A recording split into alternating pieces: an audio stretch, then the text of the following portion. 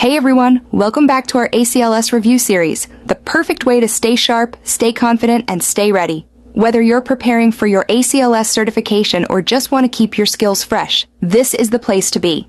We're diving into just 3 questions per video, quick, focused, and high yield.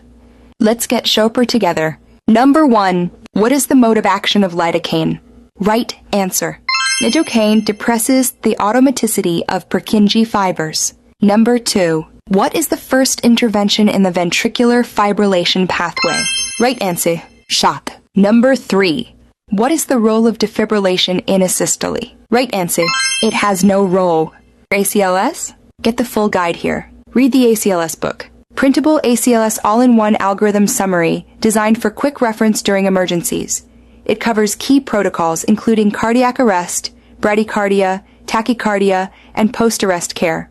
Perfect for students, providers, and code teams seeking a clear, fast-access guide to ACLS essentials in one streamlined format. Download the all-in-one summary printable. Link in description box below. Subscribe to my channel and click on the bell. Install the ACLS app on your phone.